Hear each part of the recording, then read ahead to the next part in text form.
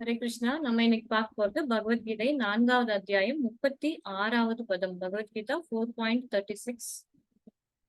अपि चेत् असि पापेभ्यः सर्वेभ्यः पापकृत्तमः सर्वं ज्ञानप्लवेनैव रुजिनं सन्तरिष्यसि. வார்த்தைக்கு வார்த்தை அர்த்தம். அபி கூட, சேத் ஆயின், அசி நீ, பாபேபியக பாவிகளில், சர்வேபிய எல்லாரிலும், பாப கிருத்தமக பெரும் பாவி, சர்வம் அவ்வெல்லா பாவ விளைவுகளையும், ஞான பிளவேன உன்னதமான ஞானம் என்னும் படகால், ஏவ நிச்சயமாக, ருஜினம் துன்பக்கடல், சந்தரிஷ்யசி நீ முழுதும் கடந்து விடுவாய். மொழிபெயர்ப்பும் பொருளுரையும் வழங்கியவர் ஆச்சாரியர் தேவத்திராச பக்திவேதாந்த சுவாமி ஸ்ரீல பிரபுபாதர். ஸ்ரீல பிரபுபாதிக்கு ஜெய். மொழிபெயர்ப்பு: பாவிகளில் எல்லாம் பெரும் பாவியாக நீ கருதப்பட்டாலும் உன்னதமான ஞானம் எனும் படகில் நீ நிலை பெற்றுவிட்டால் உன்னால் துன்பக்கடலை கடந்துவிட முடியும். பொருளுரை: கிருஷ்ணருடனான ஸ்வரூப நிலையை அறிதல் மிகவும் நல்லது. ஏனெனில் அறியாமை கடலில் நடக்கும் வாழ்வு போராட்டத்திலிருந்து இது ஒருவனை உடனடியாக உயர்த்தி விடுகிறது. இந்த ஜட உலகம் சில சமயம் அறியாமை கடலுக்கும் சில சமயம் காட்டு தீயிற்கும் உவமிக்கப்படுகின்றது. எவ்வளவுதான் நன்றாக நீச்சல் அறிந்தவனாயினும் கடலில் அவனது போராட்டம் கடினமானதாகும். தத்தளிக்கும் மனிதனை கடலில் இருந்து காக்க யாரேனும் முன் வந்தால் அவனே மிகச்சிறந்த காப்போனாவான். பரமபுருஷ பகவானிடமிருந்து பெறப்படும் பக்குவமான ஞானமே முக்திக்கான வழி. கிருஷ்ண உணர்வு எனும் படகு மிக எளியதும் மிகச் சிறந்ததும் ஆகும். ஹரே கிருஷ்ணன். சரி, எப்படி இந்த பவசாகரம், சம்சார சாகரத்திலிருந்து வெளியில வர்றது அப்படிங்கிறதுக்கு பகவான் இங்க என்ன பண்ணணும் அப்படிங்கறது கொடுத்திருக்காரு. அபிச்சேத் அசி பாபேபியக சர்வேபிய பாப கிருத்தம சர்வம் ஞான பிளவேனைவ ருஜினம் சந்தரிஷ்யசி. எவ்வளவுதான் பாவங்கள் செஞ்சவனா இருந்தாலும், கொடும் பாவி, பெரும் பாவி, எப்படிப்பட்ட பாவியாக இருந்தாலும் அவனை எப்படி இந்த கடல்ல இருந்து காப்பாத்துறது, இந்த பௌதிக கடல், சம்சார கடல்ல இருந்து காப்பாத்துறது அப்படின்னா ஞான பிளவேனைவ அப்படின்னு சொல்றாரு. இந்த ஞானம் அப்படிங்கிற அந்த படகை யூஸ் பண்ணி இந்த சம்சார கடலை, இந்த பௌதிக உலகத்தை கடந்து வரலாம். ரஜினம் சந்தரிஷ்யசி, இந்த துன்பக்கடல் எப்படி சொல்றாரு பாருங்க. ருஜினம் துன்பக்கடல் அப்படிங்கிறாரு. இதைய சந்தரிஷ்யசி நீ முழுதும் கடந்து விடுவாய். துன்பக்கடலை நீ முழுதும் கடந்து விடுவாய் அப்படின்னு சொல்லிட்டு யார் சொல்றாங்க? பகவான் நமக்கு அஷூரன்ஸ் கொடுக்குறாரு இல்லைங்களா? சோ அதுக்கு நமக்கு என்ன தேவை? ஞானம் அப்படிங்கிற படகு. ஞான பிளவேனைவ. சோ ஞானம் அப்படின்னா என்ன அப்படின்ட்டு நேத்தும் கொஞ்சம் பார்த்திருந்தோம். அதுக்கு முன்னாடியும் கொஞ்சம் டிஸ்கஸ் பண்ணிட்டு இருக்கோம் நம்ம. சோ இந்த நாலேஜ் அப்படிங்கிறது நமக்கு தெரிஞ்ச நிறைய நாலேஜ் இருக்குது இல்லைங்களா? நம்ம இப்ப மேத்ஸ், ஹிஸ்டரி, சயின்ஸ், ஜியாகிரபி, அதுக்கப்புறம் இங்கிலீஷ், தமிழ் எல்லாம் படிச்சுட்டு இருக்கோம். இது எல்லாமே நாலேஜ் என்லைட்டன்ஸ் அப்படின்னு எல்லாம் நிறைய ஸ்கூல்ஸ்ல லோகோ, அவங்க மோட்டோ அப்படியெல்லாம் வச்சிருப்பாங்க இல்லைங்களா? சோ இந்த நாலேஜ் என்லைட்டன் ஆகும். உண்மையிலேயே அவங்க சொல்லி கொடுக்குற நாலேஜ் என்லைட்டன் பண்ணுமா அப்படின்னா கண்டிப்பா பண்ணாது. சோ இன்ஃபேக்ட் பார்த்தோம்னா நம்ம இந்த மெட்டீரியல் நாலேஜ் எல்லாம் படிக்கும் போது இந்த என்னதான் பிஎஸ்சி பிசிக்ஸ் முடிச்சிருந்தாலும், என்னதான் மெக்கானிக்கல் இன்ஜினியரிங் படிச்சிருந்தாலும் இவங்க எல்லாம் கடைசியில் என்ன அவங்கவுங்க ஃபீல்டுல கூட இருக்க மாட்டாங்க இல்லைங்களா? பிஎஸ்சி பிசிக்ஸ் படிச்சுட்டு வேற எங்கேயாவது ஒரு ஆபீஸ்ல கிளர்க் வேலைக்கு பார்த்துட்டு இருப்பாரு. மெக்கானிக்கல் இன்ஜினியரிங் படிச்சுட்டு ஐடி ஃபீல்டுல போய் ஒர்க் பண்ணிட்டு இருப்பாரு இல்லைங்களா? அவங்க அப்படிப்பட்ட ஞானத்தை தான் நம்ம உட்கார்ந்து உருண்டு பரண்டு 20 வருஷம் 25 வருஷம் நம்ம கத்துக்கிட்டு இருக்கோம் இல்லைங்களா? அந்த நாலேஜ் நமக்கு இங்க இருக்கிறதுக்கு கூட அதை யூஸ் பண்ணி கூட சம்பாதிக்கிறது இல்லை இல்லைங்களா? அதுக்கப்புறம் பார்த்தோம்னா இன்னொரு விதமான நாலேஜ் என்னன்னா நம்மளுடைய உடம்பு பத்தி தெரிஞ்சுக்கிறது. அதுக்கப்புறம் ஆர்ட்ஸ், மியூசிக், டான்ஸ், கலைகள், அந்த கலைகள் எல்லாம் இது எல்லாமே நாலேஜ் ஃபார்ம்ஸ் தான். ஆனா இந்த நாலேஜ வச்சுக்கிட்டு என்ன பண்ண முடியும்? இப்ப எந்த நாலேட்ஜா இருந்தாலும், அதாவது சோ கால்ட் இந்த மெட்டீரியல் நாலேட்ஜ் எதையும் யூஸ் பண்ணியும், அத யூஸ் பண்ணி கூட அந்த ஃபீல்டுல கூட யாரும் இருக்க மாட்டேங்கிறாங்க. ஸோ எங்க போனா நமக்கு சேலரி அதிகம் கிடைக்குதோ, என்ன பிசினஸ் செஞ்சா நமக்கு அதிகமான ப்ராஃபிட் கிடைக்குதோ, அந்த மாதிரியான வேலைய தான் செஞ்சுட்டு இருக்கோம். இல்லைங்களா? அட்லீஸ்ட் நம்ம படிச்சத கூட யூஸ் பண்றது இல்ல. அந்த மெட்டீரியல் நாலேட்ஜ கூட அப்ளை பண்றது கிடையாது. ஸோ அப்படி இருக்கும்போது, இந்த மெட்டீரியல் நாலேட்ஜ வச்சுக்கிட்டு, எப்படி நம்ம இந்த பிறப்பு, இறப்பு சக்கரத்திலருந்து வெளில போறது? ம். இந்த மெட்டீரியல் நாலேட்ஜ வச்சுட்டு, இந்த மெட்டீரியல் வேர்ல்டுலயே நம்மளால நிம்மதியா இருக்க முடியல. சந்தோஷமா இருக்க முடியல. ஸோ அப்படி இருக்கும்போது, நம்ம ஆன்மீக உலகத்த எப்படி அடையறது? அதுக்கு வழியே கிடையாது. இல்லைங்களா?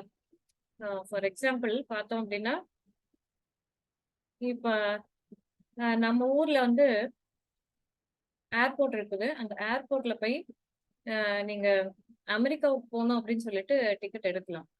ஸோ அப்படியே டிக்கெட் எடுத்தாலும், என்ன பண்ணணும்? அதுக்கு முன்னாடி உங்களுக்கு பாஸ்போர்ட் இருக்கணும், விசா இருக்கணும் அங்க போறதுக்கு. ஸோ இதெல்லாம் வாங்கணும் அப்படின்னா, அமெரிக்கன் எம்பசி ஸோ அந்தந்த ஊர்ல வந்து அந்தந்த கண்ட்ரீஸ்ல வேற மத்த நாடுகளுடைய எம்பசி இருக்கும் இல்லைங்களா? ஸோ அந்த எம்பசிக்கு போய் தான் அவங்களுடைய பர்மிஷன் வாங்கணும். அவங்க கிட்ட பாஸ்போர்ட், விசாக்கெல்லாம் அப்ளை பண்ணி வாங்கணும். அதுக்கப்புறமா தான் நம்ம போய் அமெரிக்காவுக்கு டிக்கெட் எடுத்து போக முடியும். இல்லைங்களா?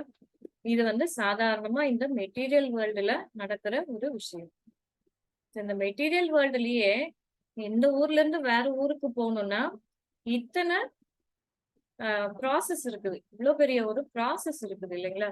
அந்த ஊரினுடைய எம்பசி இங்க இருக்கணும். அந்த எம்பசிக்கு போய் நம்ம ப்ராப்பரா அப்ரோச் பண்ணி, அதுக்கு என்ன தேவையோ அந்த வழிமுறைகள ஃபாலோ பண்ணணும். இல்லைங்களா? ஸோ அப்படி இருக்கும்போது, இந்த மெட்டீரியல் நாலேட்ஜ வச்சுட்டு, இந்த மெட்டீரியல் வேர்ல்டுலயே நம்மளால வந்து நிம்மதியா இருக்க முடியல அப்படிங்கும்போது, எப்படி இதை வச்சு நம்ம ஆன்மீக உலகத்துக்கு போக முடியும்? வாய்ப்பே இல்ல. இல்லைங்களா? ஸோ அதுக்காக தான் பகவானுடைய எம்பசி அனுப்பி வைக்கிறார். யாரு? அவரு தான் நம்மளுடைய போனஃபைட் ஸ்பிரிச்சுவல் மாஸ்டர். அங்கீகரிக்கப்பட்ட ஆன்மீக குரு. அவங்க தான் நமக்கு எம்பசிஸா இருந்து, எப்படி போகணும் அப்படின்னு சொல்லிட்டு, எப்படி போகணும்? எப்ப போகணும்? அதுக்கு என்ன கைட்லைன்ஸ்? அதையெல்லாம் சொல்லிக் குடுக்கறதுக்காக தான் பகவான் வந்து நமக்கு ஆன்மீக குருவ அனுப்பி வைக்கிறார். ஸோ அவங்க தான் எம்பசிஸ். அவங்களுக்கு தான் தெரியும். அவங்களுக்கு தெரியும் பகவானை எப்படி அணுகணும் அப்படிங்கிறது. ஆன்மீக உலகத்துக்கு எப்படி போகணும்? எப்படி இவங்களை வழிநடத்தணும் அப்படிங்கிறது அவங்களுக்கு தான் தெரியும். இதுக்காக தான் நம்ம முன்னாடி பார்த்தோம். "தத்வித்தி பிரணிபாத்தேன" எதுக்காக ஆன்மீக குருவ அணுகணும் அப்படிங்கிறது, இதுவும் ஒரு காரணம் தான். இதுதான் மெயின் ரீசன். ஸோ இந்த ஞானத்த வச்சுட்டு, அந்த அ குரு குடுக்குற அந்த ஆன்மீக ஞானத்த வச்சுட்டு தான் என்ன பண்ண முடியும்? நம்ம ஆன்மீக உலகத்த அடைய முடியும். ஸோ அந்த திவ்யமான நாலேட்ஜ், இந்த உன்னத அறிவு, அந்த டிரான்சென்டென்டல் நாலேட்ஜ வச்சு தான் நம்ம ஆன்மீக உலகத்த அடைய முடியும். அதுக்கப்புறம் ஏன்னா, நம்ம வந்து ஆன்மீகமயமானவர்கள். ஸோ நான் வந்து இந்த உடல் கிடையாது. ஆத்மா நம்ம. அதனால நம்ம ஆன்மீக உலகத்துக்கு போக முடியும். இல்லைங்களா? ஸோ அப்படி இல்லாம, அ மத்த ஜீவராசிகள் இப்போ ஒரு நாயோ, பூனையோ, எலியோ வந்து நான் அமெரிக்காவுக்கு போகணும் அப்படின்னு நினைச்சா போக முடியுமா? அதுங்களால போக முடியாது இல்லைங்களா? ஸோ அந்த மாதிரி நம்மளும் வந்து ஆன்மீக ஆத்மாவா இருக்கிறதுனால தான் ஆன்மீக உலகத்துக்கு போக முடியும். அதுக்கு என்ன வேணும் அப்படின்னா, நம்ம போய் சரியான ஒரு எம்பசிய அப்ரோச் பண்ணணும். அந்த எம்பசி அப்ரோச் பண்ணி அவங்க என்ன கைட்லைன்ஸ் குடுக்குறாங்களோ, அதையும் ஃபாலோ பண்ணணும். இல்லைங்களா? ஸோ அந்த கைட்லைன்ஸ் வந்து எப்படிப்பட்டதா இருக்கும்?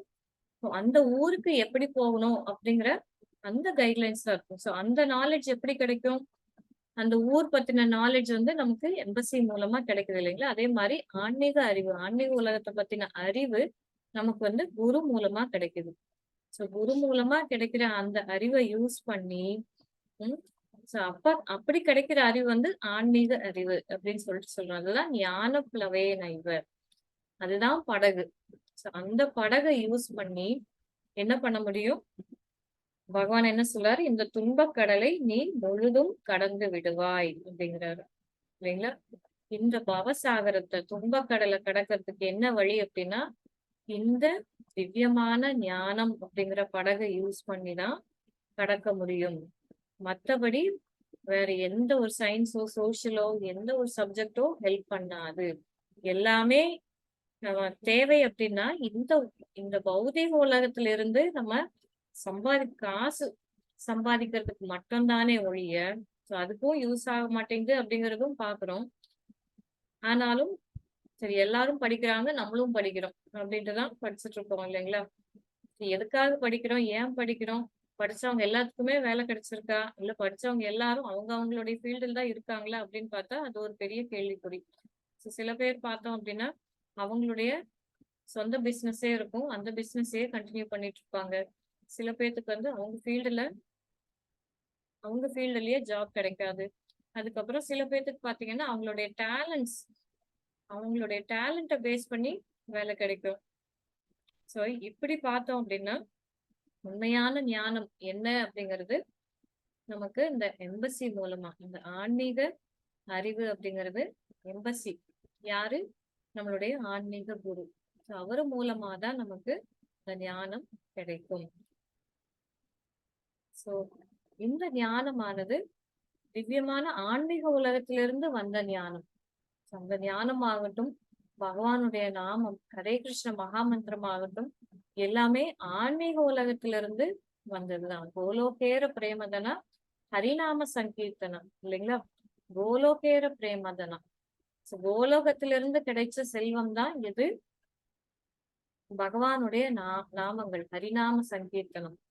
அந்த ஹரிநாம சங்கீர்த்தனத்தை ஹரே கிருஷ்ண கிருஷ்ண கிருஷ்ண ஹரே ஹரே, ஹரே ராம ராம ராம ஹரே ஹரே அப்படிங்கிற பகவானுடைய நாம சங்கீர்த்தனம் செஞ்சாலே போதும். அது வந்து டிரான்ஸ்மெண்டல் வைப்ரேஷன் அப்படிங்கறத நம்ம பார்த்துக்கிட்டே இருக்கோம். அந்த ஹரிநாமம் ஒண்ணு மட்டுமே போதும் நம்மளைய இந்த துன்பக்கடல்ல இருந்து தாண்டி கூட்டிட்டு போறதுக்கு. படகா நம்ம பகவான் கொடுத்திருக்காரு. அந்த படகுல ஏறி உட்காரணும். அந்த படகுல ஏறி உட்கார்ந்தாதான் நம்ம அந்த பக்கம் போக முடியும். அது இல்லாம நம்ம இந்த பக்கத்திலேயே இருந்துட்டு இந்த படகு எப்படி அங்க போகும்? இந்த படகுக்கு வந்து படகோட்டியே இல்லையே, யார் வந்து இதை ஓட்டிட்டு போவாங்க? இந்த படகு வந்து என்னோட வெயிட்ட தாங்குமா? இந்த படகு என்ன அலை வந்தாலும் கமராம இருக்குமா அப்படின்னு சொல்லிட்டு கரையிலேயே நின்னு யோசிச்சுட்டு இருக்காம பகவானுடைய வார்த்தைகள் மேல நம்பிக்கை வச்சு, அவர் இவ்வளவு தூரம் அஷூரன்ஸ் கொடுக்குறாரு அப்படின்னா அவருடைய வார்த்தைகள் மேல நம்பிக்கை வச்சு அந்த படகுல ஏறி உட்கார்ந்து போனாதான் நம்ம அந்த டெஸ்டினியை ரீச் பண்ண முடியும் இல்லைங்களா? அந்த ஹரே கிருஷ்ண மகாமந்திரத்தை நம்ம ஜபிச்சுக்கிட்டே இருக்கும் போதுதான் நம்ம இந்த பவசாகரத்தை கடக்க முடியும்.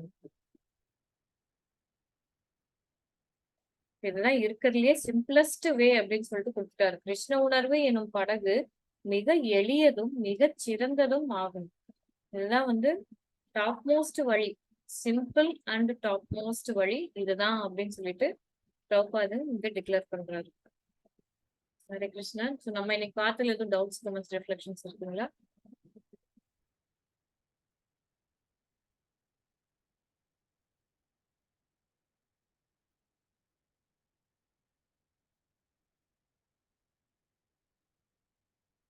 ஒன்னும் இல்ல மாதாஜி. ஓகே மாதாஜி. ஹரே கிருஷ்ணா.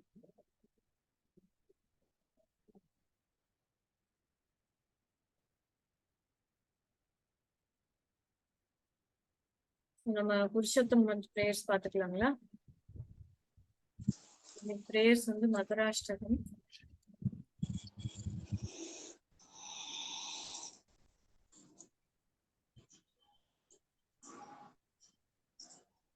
ஹரே கிருஷ்ணா. மாதாஜி, ஜெயலட்சுமி மாதாஜி முடிச்சதுக்கு அப்புறம் நான் யுகலாஷ்டகம் படிச்சிட்டேன் மாதாஜி. யுகலாஷ்டம் நான் யாருக்கும் ஷேர் பண்ணலைங்க மாதாஜி, நாளைக்கு படிக்கலாம். அப்படியா? சரி சரி சரி.